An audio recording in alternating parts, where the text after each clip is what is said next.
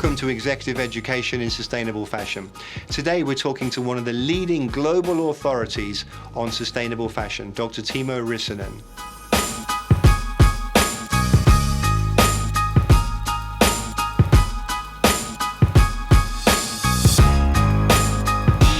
Welcome to the Executive Education Program in Sustainable Fashion. My guest today is Timo Rissanen, Professor Timo Rissanen, and in fact Dr. Timo Rissanen, PhD. Timo, welcome. Thank you so much. We were just talking about the fact that this is 10 years since we're sitting in Parsons right now, and it's 10 years since your first interview at Parsons and since you joined the school. It is indeed. So Timo is the Associate Dean of the School of Constructed Environments, what's your other titles? I'm also the Assistant Professor of Fashion Design and Sustainability in the School of Fashion, and also one of the Associate Directors of the Tishman Environment Design Centre at the new school. And although Timo would never say this, he's a world authority on sustainable fashion. Thank you. I mean, the facts are out there. Maybe one of the sort of longer term scholars. I've been in the field for 15 years. Right. Yeah. So Timo, tell me a little bit about what you do here at Parsons. So I am a professor, so I teach. I teach in the PFA Fashion Design program primarily, and also undergraduates across the university. And I also, as part of the Tishman Centre in particular, I work on sustainability initiatives through the New School University as well as at Parsons. And I work a lot on curriculum. So I've worked on curriculum in the School of Fashion, and we've been able to really build sustainability into core curricula across our programs. And I also, sort of informally, I'm also a resource for any students who are interested in sustainability, not just in fashion, but they often tend to come to me if they have an interest. And your influence extends far beyond just Parsons as well. I mean, you're involved in many different schools around the world, in collaboration with researchers and... Yeah, I've been very lucky to be able to collaborate with some of the best scholars in the world.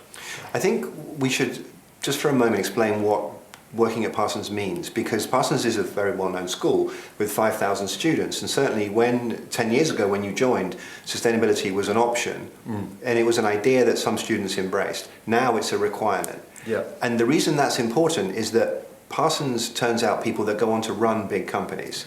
You know, it's one of the most influential design schools in the world, and they're now graduating with an expectation of sustainable thinking. Absolutely. And that was, you know, when we worked on all of the undergraduate curricula at Parsons, and that was work that you were part of as well, you know, the underlying question that we posed as we were reimagining the curriculum was, what does it mean to be a designer in the 21st century? And sustainability is absolutely essential to the sort of expertise and knowledge that designers have to have now. It's not negotiable anymore. Yeah, and I think that also it's important to stress that sustainability doesn't just mean using organic fabric. No. You know, people typically think of, oh, just use organic fabric and you're sustainable. That's not it at all. You know, it's the method of production and the raw materials and the post-consumer use, etc. Yeah. So talk a little bit about your vision of what sustainability looks like in the fashion industry. So we have to approach it from a systems perspective for the kind of the reasons that you just pointed out. So, for example, last year we saw some big news stories. Burberry was one. Burberry was in the news last June for burning brand new clothing, about $30 million worth. And you know, I think they were the brave ones because it's actually a widespread practice. They happen to be the ones that ended up in the news for it, but it happens a lot across the board. And I'm glad that it did, because it at least brought something to light that we can now have a conversation about.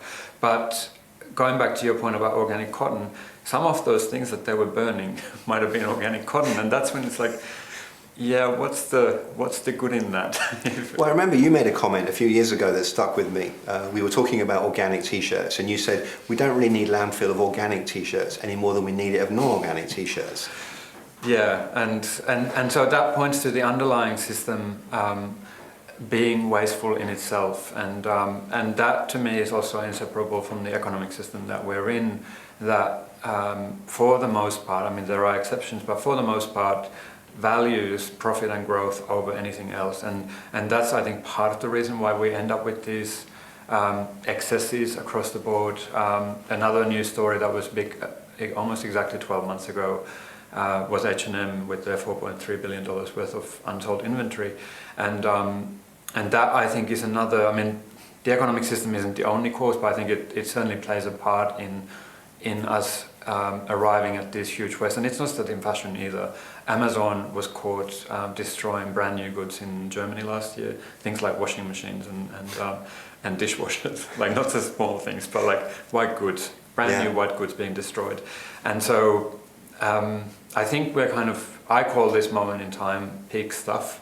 Like I don't see a future where we'll have even more stuff, because we also, as individuals, we don't have anywhere to put it. I mean, that's why we now have TV shows that tell us how to get rid of stuff, because we no longer apparently know how to get rid of our stuff ourselves, so we need to watch Netflix and Marie Kondo to get rid of stuff. And even the stuff that brings us joy, we still hire mini storage units to put that stuff. So I think the challenge here, though, is that the fashion industry is massive. So many millions and millions of people are employed by it, they rely on it for their income, there are companies, and companies exist to make profit. Yeah. So the question that I'm always wrestling with, and I think people watching this are going to be intrigued by, is knowing we want to keep everyone employed somehow, knowing we all want to make a living somehow, what are things we can do? What are steps we can take that you've seen happening in the industry that are going to be helpful? I mean, I think about Lego. Yeah. Lego recycling their plastic bricks. Yeah. It's a wonderful toy. I had it when I was a kid. Yeah. Now my kids have it, and you can turn the bricks in and they recycle them. And I believe they've had a great year, so they're making a lot of money doing that. Yeah, and they're also looking at replacing the source of the plastic, because right now it's still coming from petrochemicals, and they also know that there's no future for that, and so they're looking at also renewable sources for the plastic, which is, that those technologies already exist, but sort of scaling them up and making them commercially feasible. And there's still some steps to take. But the commercially feasible thing is the critical thing here. It is. Because people look at sustainability and it's a terribly generic term, but they say, well, it's going to cost me more money. Yeah, and that's when they stop. Yeah, and some things will end up costing more money. I mean, I think there's certain non-negotiables. I think having chemicals in the sort of fashion value chain, chemicals that cause cancer, chemicals that cause birth defects, those should be non-negotiable, like across the board. And there's great work happening there. I mean, some of it is from like NGOs, pressure from NGOs like Greenpeace. They've been able to exert pressure on different brands in making changes in the sort of chemical landscape. Well, that's where I think when globalization can actually be a positive, because if one segment of the market requires certain criteria, the rest of it, if you want to sell a product to the whole world, you've got to satisfy that criteria, which means by default, other countries are going to get a good thing. Absolutely, and I think that is one example, and the other non-negotiable for me is a living wage for everybody in the value chain. Often. Well, not often, but on occasion I've heard it the sort of cheapest fashion being justified that, certain people couldn't afford clothing otherwise. And I find it problematic that we're using the kind of semi-slavery of one group of people to justify access to clothing to another. Like that to me is not a solution, and we need to look at the bigger picture, how to make the whole system work for both of those groups. So making sure that some people have a living wage from working in the global fashion system, and also that there's equitable access to fashion. Well, I think the living wage thing is important as well, because people sometimes talk about a minimum wage. I don't know what that means around the world, because it's different. We have different expectations in different countries, and that can be okay if it's a living wage. Yeah, and often those two are not the same thing. So a country or even a place like New York City might have a minimum wage, stipulated by law, but that doesn't always amount to a living wage, meaning that people can actually, house themselves and feed themselves, and also put their children to school. So when I used to work for Nike, and we would travel around the world looking for production, and we had absolute standards on who we'd work with and who we wouldn't. And yes, there are sometimes problems, but in theory, you had standards, and you said we won't work with factories that don't provide a living wage, etc. And my point is that at the inside the industry level, we understand it. We know it. And as a designer, I wouldn't work with a factory that I visited and didn't like it. I just wouldn't. I wouldn't work with that company. I don't think the consumer yet gets that. Because if I look at, my daughter, for instance, she goes shopping in various high street stores. Yeah. Some of them, I don't know what their perspective on living wages is, and I'm not comfortable with their shopping there. So I feel like, and I want to know your response to this, but I feel like the more the consumer gets educated about what companies are doing, the more discerning they can be. They'll make decisions. They'll say, right, I'm not shopping in that store anymore because I don't know what they do. Yeah, and I would encourage consumers to also let companies know. Because if you're boycotting a store, but you're not telling them that you're doing that, there's actually very little value in that. But if you actually let the company know that I did some research on you and I have a problem with the labor conditions in your production facilities, and until you deal with it, I'm not actually buying anything from you. I think that does have value.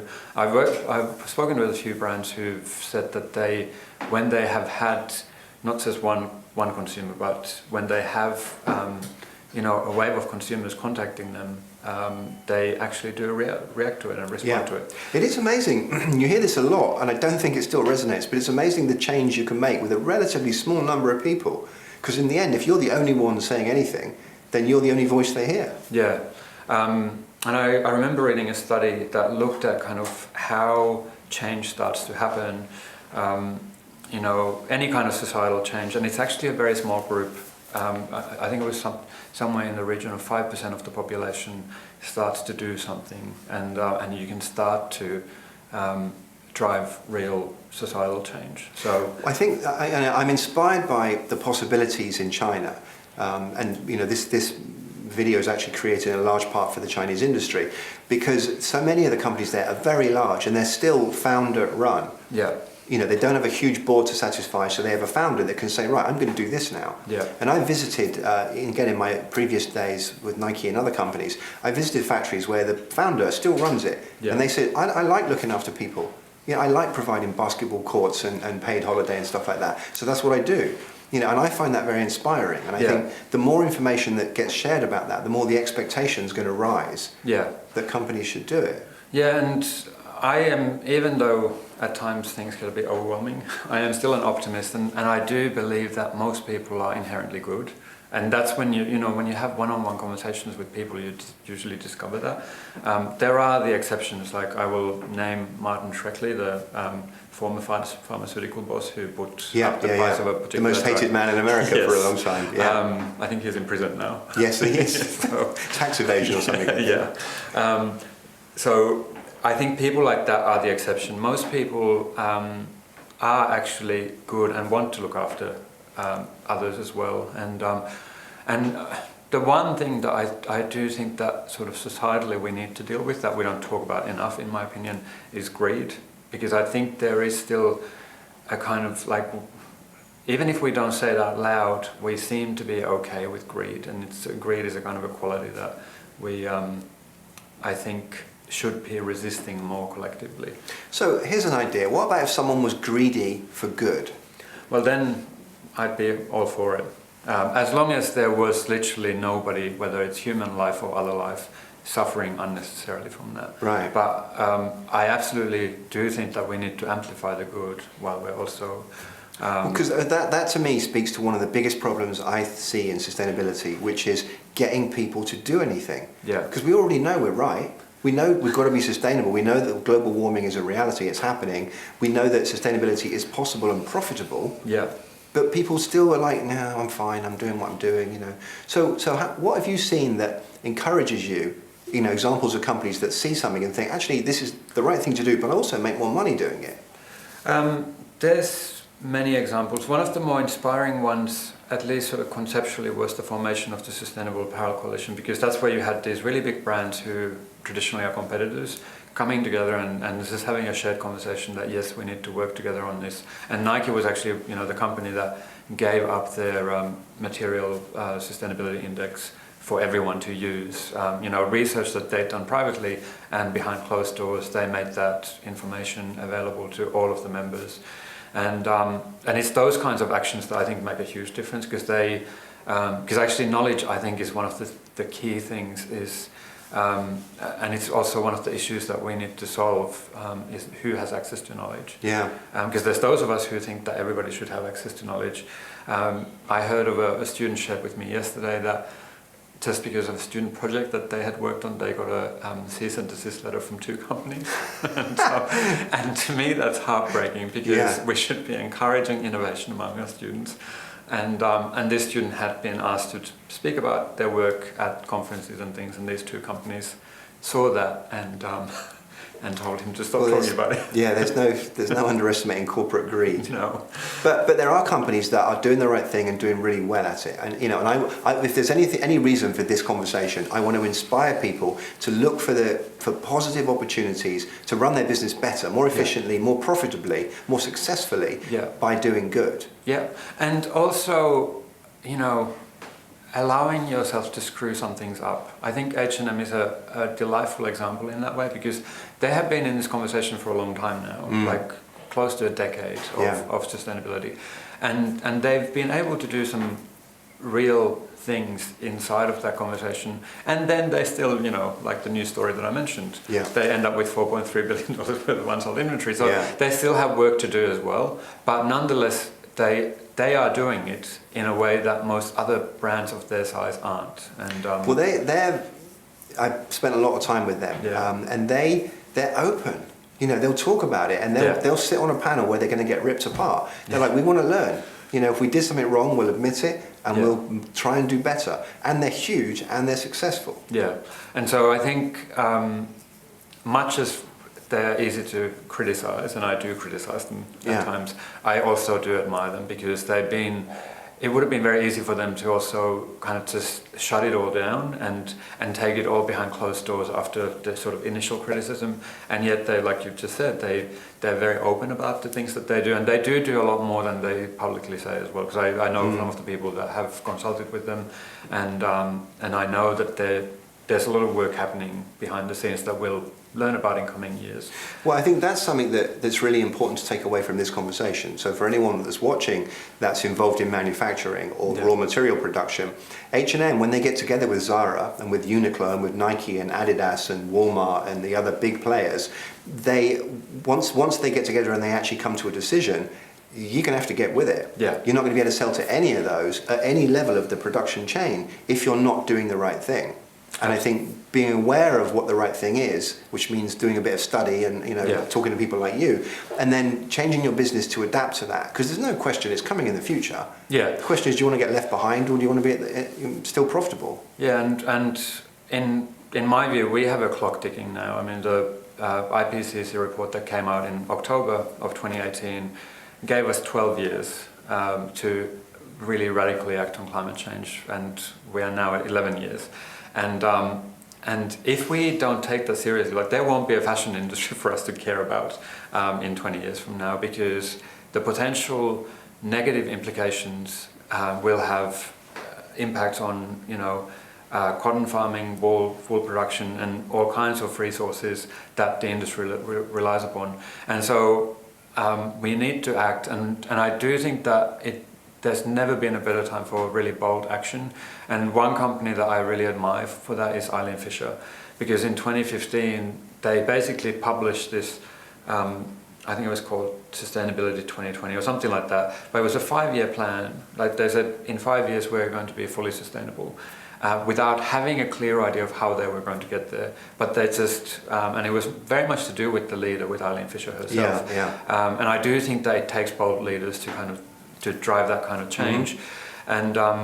And they are, I visited several times, and they're working really hard behind the scenes. They might not meet all of their goals. That's okay, because you can then set up new goals and just keep doing the work, learn from the mistakes you might make along the way, but also celebrate the successes. And they've been, I think, quite good at that, because they've even rethought some of their manufacturing completely, where we have, one of our alumni is working on a sort of a sub-brand where they make new clothing out of old clothing that has been donated by their customers. And so they've created a whole new supply chain in New York State for that. And it's small within the overall company, but they're also sharing the information very widely. So it comes back to the knowledge sharing again. They take tours to anyone that wants to come, including their competitors. Yeah, that's a really interesting point. People who are pioneers in sustainability tend to be nice. And they're doing it because they think it's the right thing to do. Yes. So they want to share the information. This is not like, I've figured out how to be sustainable, so I'm going to patent it, and you're not allowed to copy me. No, it's the opposite. Yeah. If you figure something out, you share it. Yeah, for the most part, it has been like that. And and I do think that, and I get the tension. I think it's important to acknowledge the tensions that that sometimes there is a tension between knowledge sharing or information sharing and the need to actually make a profit. Yeah. And there's no easy answers to that either, and I think it needs to be acknowledged. But whenever it is feasible to share the information, and that's where academics like me, we are in a privileged position because we're not we're not bound by the need to make a profit from our work because we are already employed. Yeah. And so I've, with my doctoral research and my research since, I've made all of the information public, including sometimes sharing journal articles that you're not supposed to share because the publishers want to control who has access to those articles. Right, and there's a whole right. other Yeah. sort of mechanism there that I do want to push against as well. Well, I think you have a unique position as well in that you're aware of the industry. You've been a designer, you understand the realities. Because one of the things that I know that people are going to be watching this thinking, yeah, but how does that affect my business? I'd love to be sustainable, I can't afford it. You don't realise I've got to make a bottom line. I've got to pay how many thousands of people. And you've seen that in real life. I want to talk about the Union of Concerned Researchers in Fashion. But before we come to that, I just want to talk about shaking up the fashion business. The fashion business, there are several different structures within it, whether it's the seasonal thing or the multi-delivery each season, and there's the bricks and mortar retail and there's the online thing, but it's all pretty set, everyone knows what it is. And it's not really sustainable, with a small s, because it's just old news. So then for me, you look at the Real, which I think is a great example of reselling. What they do is they resell nice clothes at a decent margin. So, and then there's Rent the Runway. Then I used to live in Hong Kong, and there was these little stores called Paris Metro and Milan Metro, and they resold expensive designer handbags. So that exists, and it's a big profit. I mean, Real just got valued at $1 billion. It's big business. So that, to me, they're shaking up the industry. What else have you seen? Well, connected to that, both Eileen Fisher and Patagonia, they also sell second-hand versions of their own goods. So they take things back from their customers when their customers don't want something. They say, bring it back to us. And anything that they can, after cleaning, sell as is, they will. And both Patagonia and Eileen Fisher, they've partnered with a company called Yodel that does the back end, because it's quite complex to make the selling of second-hand goods as easy and convenient as the selling of new. So if you go on the Wornwear Patagonia website, it looks like any old online clothing store, except everything is second-hand. And I think that to me is brilliant, because that was unimaginable even, I think, 5 years ago. To have, second-hand was kind of going into slightly smelly store, slightly smelly store, and like having to shift through things to find a treasure. Whereas Patagonia and Eileen Fisher, they've made it really easy for their customers, and I think that is key. And so has so that I'm intrigued by how that's going to resonate in China, because they don't do second-hand clothes in China. There are no thrift stores. It's just not what you do. People don't. That's not who they are. But a Louis Vuitton handbag is a Vuitton handbag, whether someone else had it before you or not. It's still posh. So from that on down, I wonder how. It seems like there's a huge opportunity there. There is, and actually one of my students right now is working on that. She's from China. She's lived here in the US for a number of years, even before she started at Parsons, and she talks about that fact that in China secondhand is quite taboo, whereas her Chinese community in New York, they all go thrift shopping, and so she wants to kind of see how she can facilitate a conversation with her communities in China and between here, to open up the conversation and find out what might be the strategies to make second-hand, socially acceptable. Well, we need a new name for it. I mean, the pre-love thing to me is a little bit. But I'll go with it until someone comes up with a better one. But we need to do better. Because you don't always know that it was loved, pre-hated, pre-tolerated. So look, recently on January the 1st, actually, I think you founded the union, along with some colleagues, you founded the Union of Concerned Researchers in Fashion.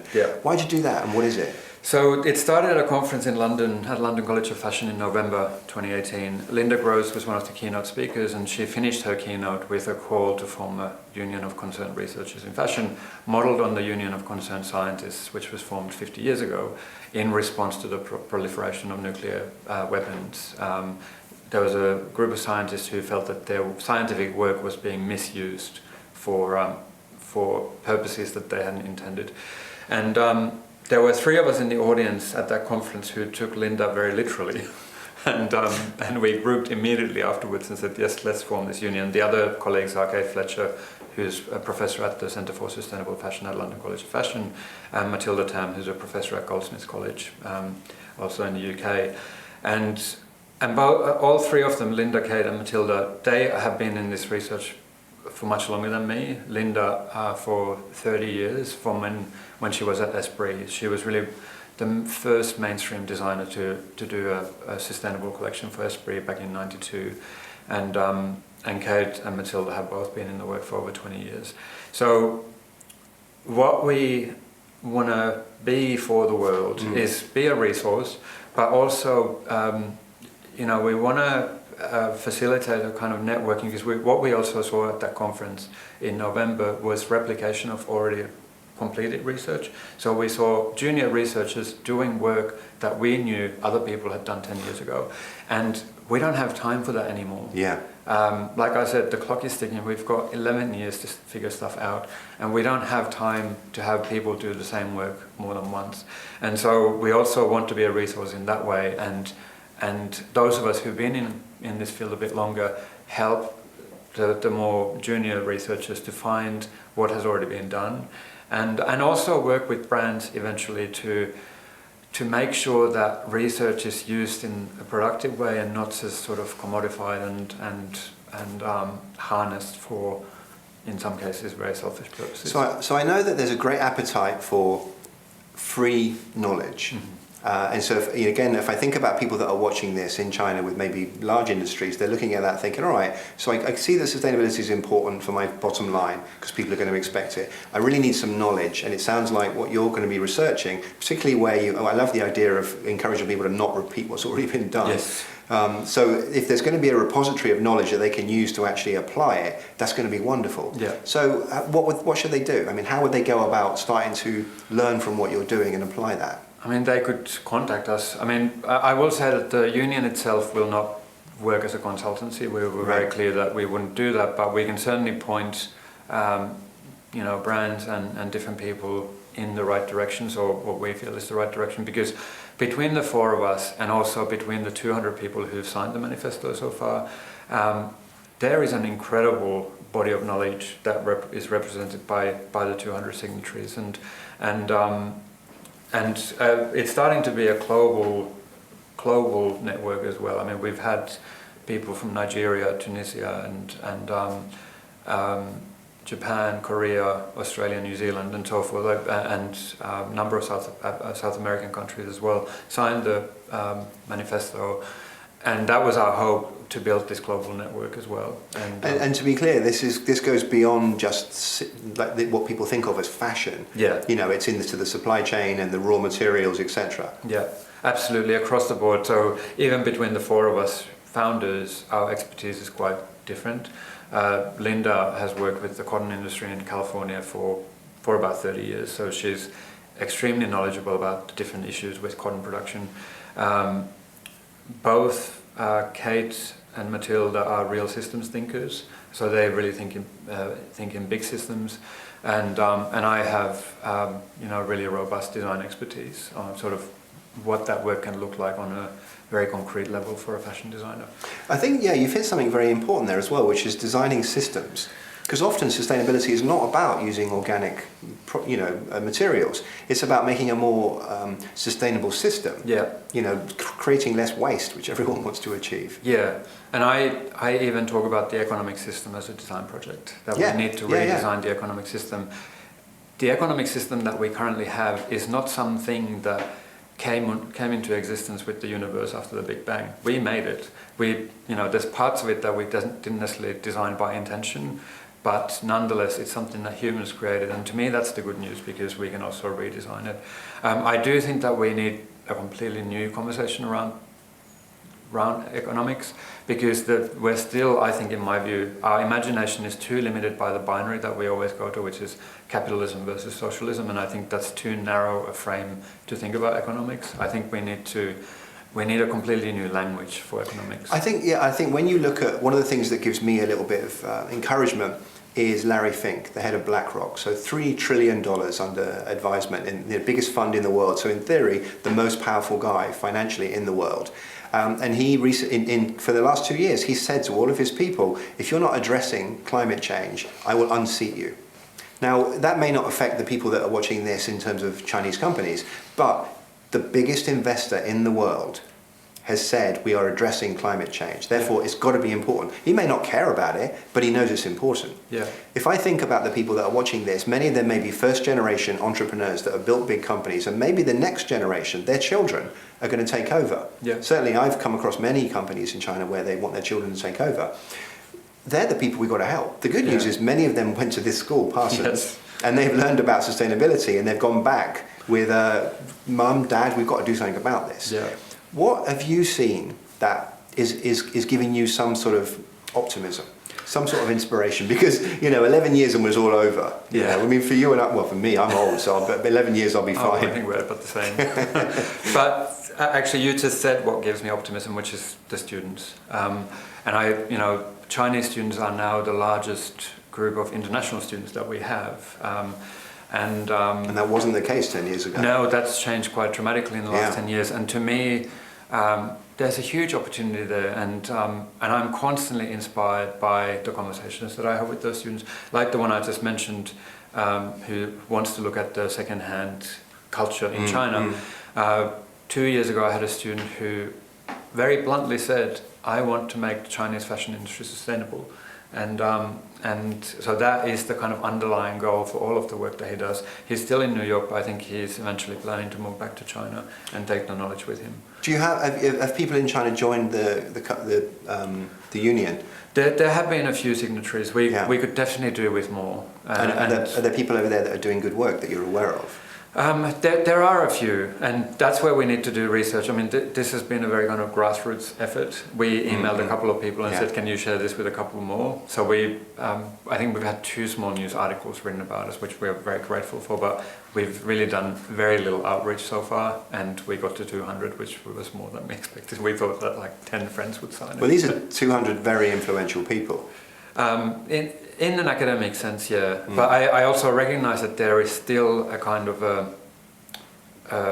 a tension between academia and business that we need to also address from both sides. I mean, I don't think it's, there's issues from both sides. Well, the thing that I think that industry is missing is in other industries, like in pharmaceuticals, they actually work with academia to develop products which they then monetize. Which makes sense. Everyone knows that. That's how it goes. You have research centres inside academia. The same can be true in design. Certainly, it has been in our lifetime. So I would encourage any industry, any people watching this, executives, to find ways to engage with universities, because there are things happening there that can benefit you. Absolutely. And if you're a 100% executive and you're all about profit, I get it. That's okay. But you can do that with an eye on the future and embrace sustainability in a profitable way. Absolutely. And there's some great examples of that. I visited Aalto University in Helsinki in Finland about 6 months ago, and they're doing some incredible material research in collaboration with industry. Because, while materials aren't the only part of this, we need to also change our materials, and there is some amazing work happening in that space. All right, so we're coming to the end. We're going to take questions on WeChat after this, for those of you watching live. But Timo, we've talked about some pretty weighty subjects here. I want to give people a little bit of encouragement. So what have you seen? What should people look at? What gives you, what do you want to leave people with? I'm going to do 2 things. I'm going to say to the young people, if there are young people watching, respect and listen to your elders. But That's a very Chinese thing. They definitely are going to do that. But to our generation and older, I'm also going to say we should listen to the children, because the movement that you see happening globally right now, with Greta Thunberg in Sweden, the Sunrise Movement here in the US, the school strikes in Australia and across Europe, we should listen to those children, because I think we have a huge opportunity in really making an intentional different kind of future for them, and that is the opportunity, and that's the thing that drives me in all of my work, is to leave this world a little bit better than what we found it. So that's what I would finish with. That's very noble. Well, Timo Rissanen, thank you very much. Please, if you've got any questions, we're on WeChat now, so thanks again. Thanks so much for having me, Simon. Thanks for watching. Now join us online and on social media with our experts so we can answer your questions directly and keep this conversation going.